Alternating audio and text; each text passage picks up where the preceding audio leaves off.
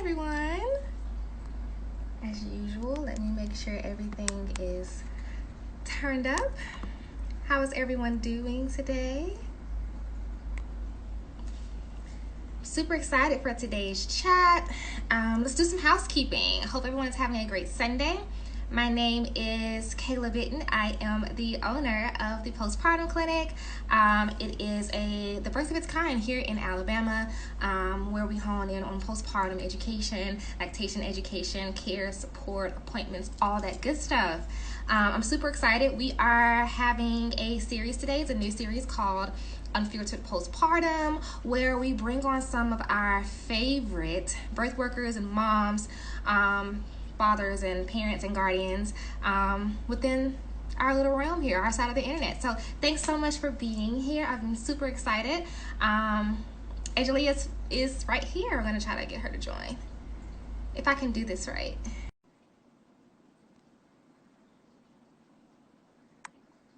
I think I did it.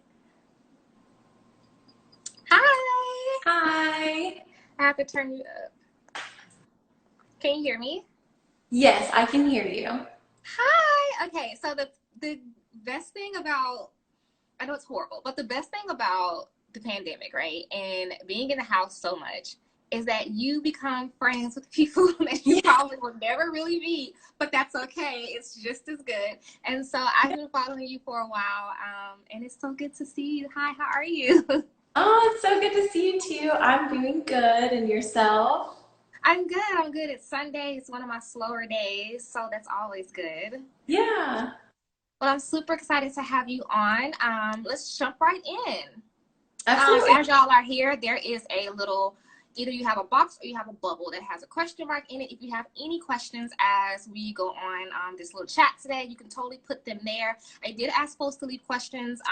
Sometimes they do, sometimes they don't. I'll have to go back and double check to see if there was any questions in the boxes. But yeah, so if y'all have any questions or you have any comments, you can totally just let us know either in the comment. At some point, I'll look through the comments, or leave them in the little box, depending on what version of Instagram you have. Is either a bubble or a box, I think. So, but anywho, why don't you tell everyone about you? Absolutely. So my name is Angelia. I am a birth and postpartum doula and birth photographer in Central Kentucky. I found my passion for birth after studying human child development for 3 years, and I got to attend my sister's birth, or my niece's birth, when my sister gave birth. And it was just such an amazing experience getting to support her and stand by her side, and of course, watch my niece be born. And ever since then, it's been about 3 years I've been supporting families, and it's just been an amazing journey. So. That's so amazing. You know what? The best stories I find when people come into birth work is about how they helped someone within their family, because that's how mine started as well. It was more of a Yeah. tragedy, but still, that's how I got into it and found my love to it. So that's really amazing to hear. So tell us what has inspired you to do the work that you do as a birth and a postpartum doula and a photographer. Absolutely. So, first of all, as a birth and postpartum doula, the main thing that has inspired me and, makes my passion grow one birth at a time and family at a time is just helping, first of all, watching women become mothers is just amazing. It's just an amazing journey to add a little one to your family and to be able to support a family along that exciting journey. And also helping families find that power to advocate for themselves and knowing that, they're making the best decisions, whatever those decisions may be for their family, and to kind of have that confidence and that power. And yeah, so. And then with the birth photography, what inspires me to do that is just knowing that, at the end of the day, birth is, in those little moments when your baby is so little and has all those little features, you're not always going to remember them. It's just going to be those kind of memories that kind of fade over time. And so to have those special photos where you can remember the laughter and love and just everything from that experience is just really empowering and beautiful. So let's jump around a little bit because you Yeah. touched on it, since you touched on it already. So what made you specifically get into birth photography? Because you're a great photographer. So I'm sure you can Oh, photograph like dogs and you can photograph weddings. I'm sure you can do anything. But what specifically made you get into like a specialty of birth photography? yes. So, like I've been doing photography for a little while. I actually started like really during the pandemic. I've always had like this passion for photography. And then when everything started, I just kind of started to do family photography and really get into, capturing all these special, authentic moments in people's lives. And so, of course, as a birth doula, I'm there. I see just the amazing, stunning images that a lot of other birth photographers get, and it's just so amazing and empowering to capture the beauty of birth. Of course, I think birth is raw and beautiful and just, this special event in someone's life. It's kind of like a wedding, it's this day that happens once that you've longed for. And so I just kind of offered it to a few clients and fell in love with capturing those moments. So One thing that I like that you said is that it's just like a wedding. Like, essentially, it's this transition into a whole other part of your life, and it should be celebrated and documented and all of that. And I think that that's really, really important for people to know. Like, this is so totally an option. It's one of the reasons too why I'm an advocate for like breast milk jewelry and like oh placenta encapsulation or like placenta prints or like making your placenta like the cord into something that's a keepsake, because it's like this is a transition. Like during your wedding you get a ring, you keep your yeah, birthday cake, you think you keep your wedding cake in the freezer for a whole year, and like it's this whole thing. And so like why not treat the transition into like parenthood the same way? So right. I really, really, really, really love that. Okay, so just say hi to a few people. Okay. Hi. So my next thing would be, let's talk about postpartum doula, because Yeah. this is my jam, right? Everything that has to do with postpartum, lactation, recovery, education, all of Yeah. that is my jam. So why don't you tell us what exactly a postpartum doula is, what it means to be a postpartum doula, all of that. Yeah. So what it means to be a postpartum doula is just supporting a family have the best transition possible into their new lives as parents, or, with a little one and siblings. And, that it's a very exciting journey. It can be challenging. So just whatever the family needs. As a postpartum doula, I do like housekeeping. I tend to newborn care, help families have time to tend to self-care, help them nourish, their bodies by making sure they're eating good meals and meal prepping for them. And it's just, whatever they need to help that transition be a good transition. So, I like I said, postpartum is my jam, and I'm just a huge advocate for support in general. So recently, which was last night at the crack of freaking the middle of the night, I was looking at Motherly. Motherly comes out with like this kind of like a yearly poll type of thing that they do. mm-hmm. And so they came out with it for the year, so the year that has just passed, which is the pandemic. Yeah. And so, or the meat and potatoes of the pandemic at least. And, one of them that was shocking was just to see the percentages, which was the percentages between 40 and 50, which is a lot. No, 40 Yes. and 60, which is a lot, Yes. of women and moms and whomever saying that they felt like they didn't have support, they didn't have time to do the things they wanted to do. A certain percentage was saying that they didn't have enough time to feel like they self-cared. They didn't have any help, childcare, to Yeah. do regular things and feel like things around the house. It was a lot. So I do, like I said, I'm a huge advocate with postpartum support, postpartum doulas, because for the percentage to be 50 to 60% plus, or even less, and that less didn't go lower than 45% of women of all of Mother League. So you have to remember Mother League, which is where they took these polls, have like what, over 14K, 15K, 16K, 2000K, 2000K, 200K.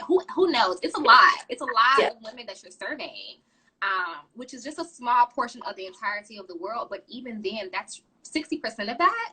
That's crazy, right? So I'm just a huge advocate for that. So I love that I have you on here talking about what it is that a postpartum Yeah. does and like how you can support. So let's go into that though. So from your experience with helping families out, helping moms, fathers, parents, guardians, all the birthing folks of the world. What is something that you think that when navigating postpartum, like one of the things that they needed most support in, like something Yeah. that you just kind of like, oh my God, this is the thing that I keep seeing, and this is the most important thing that I think that people really should start talking about. Yes. So number one, I feel like a lot of women and what we tell women they need to prepare for postpartum is like all the things you can buy. And it's like essentially what we need to be focusing on is the things that can't be, well, I guess you can buy postpartum doula services, but more so that hands-on support side.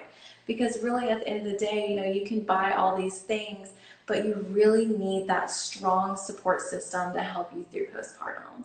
And I think with that, one of the biggest things is those, everyday responsibilities that you don't realize, like, just folding laundry, cleaning the dishes, like it's kind of thrown out the door, which is fine. Like you don't want to think about that. So just to kind of have that extra support so that way you can rest and have time with your baby and eat and tend to self-care and all of that's being taken care of and you're kind of being taken care of because you got to take care of yourself before you can take care of another human, and it's okay to have help and have someone there to help you kind of navigate that transition, you and your partner.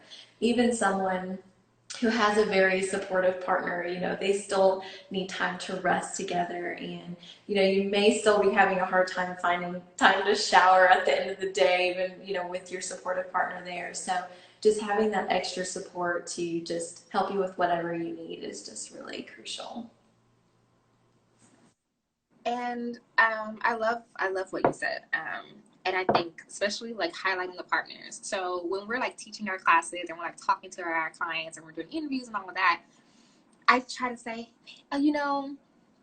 partners are strongly encouraged because I want them there. We want them there. We want to educate them, but we do want to let folks know they are doulas.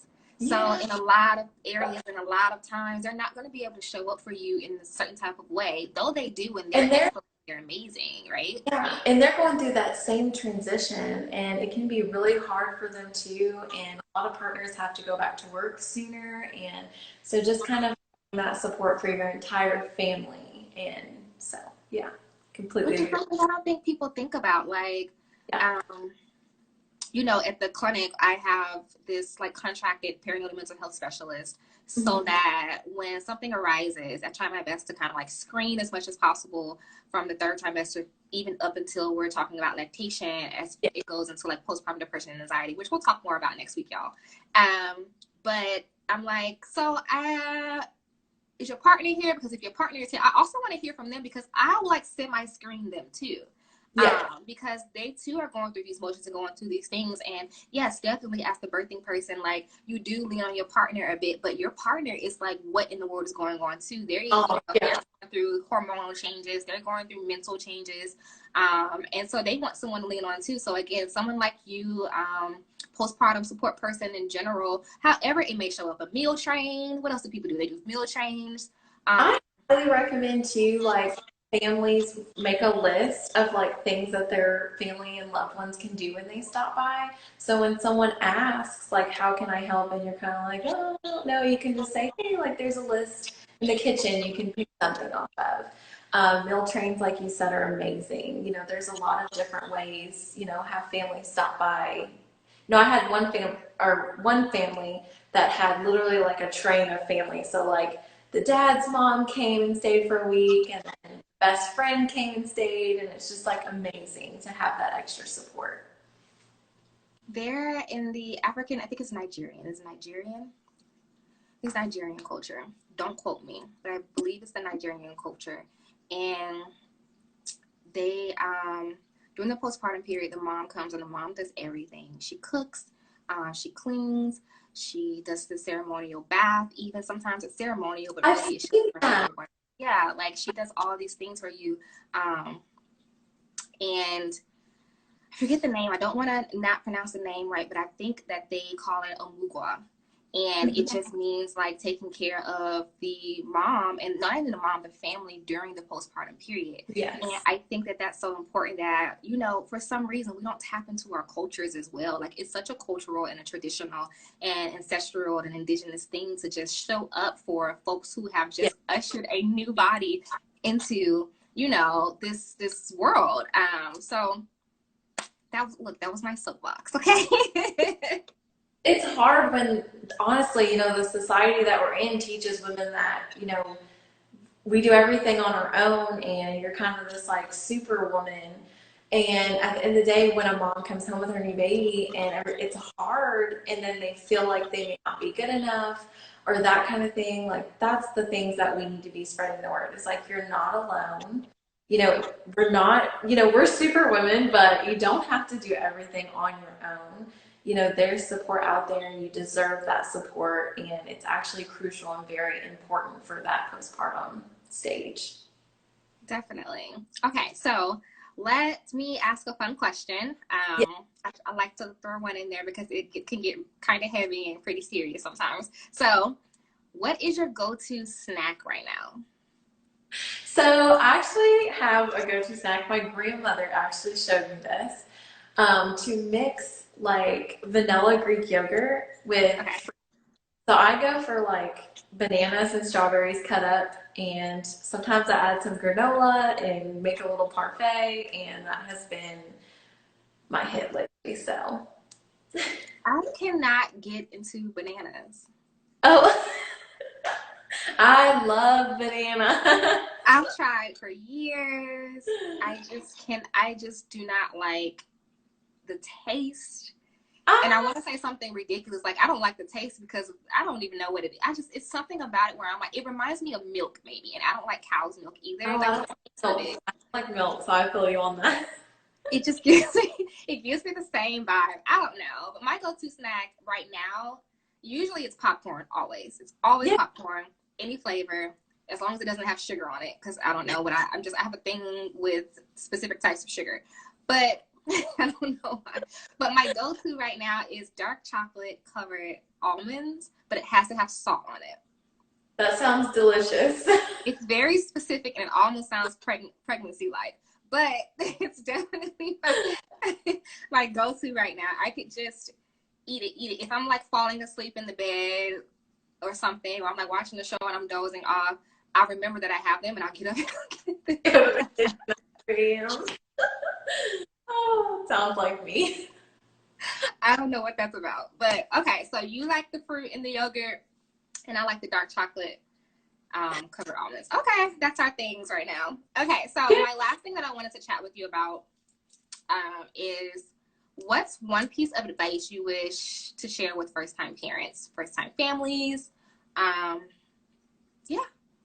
Yeah, I think my biggest piece of advice would be not to be afraid to ask for help and to actually encourage you to ask for help. And also accepting help. I know sometimes it's hard when you get that offer and you're not sure, but just remember that if anyone does offer, like, they're so excited for you on this journey into parenthood, and they're probably happy to come over and hold your baby while you shower, or happy to bring you a meal and to help in any way they can. So just not to be afraid to ask for help and to find that support. Find the support, yeah. Well, thank you so much for being here. It's been such a joy to have you on and to chat with you about postpartum doulas and why y'all need one. At the end of this, I'm going to wrap up with a little housekeeping. So if you have checked out our Instagram, probably right about now, you probably saw a post go up that's talking about our lactation class, Am I Making Enough Milk? That's happening soon in a few weeks at the end of June. I invite you all to sign up. It is a perfect lactation basic class. It's just a $30 class, $30.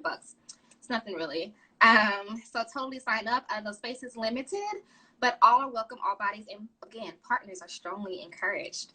So tell the folks what you have going on. Tell them where they can find you. Tell them about whatever you need to talk about.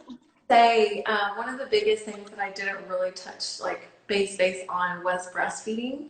And so if you do plan to breastfeed, that's amazing. It's really get that support, really take those classes and make sure you have that strong support team. And I do encourage partners to come to the breastfeeding classes and learn about breastfeeding so they can be that huge support for you as well. So definitely check out what Kayla's talking about on her Instagram. She's awesome. She's doing big things. So definitely check her out. And as far as me, you can find me at birthdoula.com and a doula, the doula, on Instagram. So, yeah. Y'all totally check her out and totally check out her birth photography services as well. I'm actually going to be in Kentucky in a few months. I think in the fall, I have to go out there to do some midwifery apprenticeship. Finally, I'm going to go catch some babies. Or assist in catching some babies. So I'll be there. We can connect. Yes. Do you know what part of Kentucky you're coming to yet? I can't think of off the top of my head. Okay. Well, but either way, I'm going to be in the state. So I'm like, we can figure out some type of way to like, I'm going to be there for a while, like at least, I think at least a month. Yeah. Well, I would absolutely love to meet up and talk more. So, yeah. Maybe we'll talk about a collaboration when we meet up too. So it'll be fun. Well, thank you so much for coming on. And again, y'all go check her out. And we will see y'all later on the next week. We have a new guest on Unfiltered Postpartum. Thank you so much. Thank you for having me. It was really a joy talking with you. Okay, girls. See you later. Bye, y'all. Bye.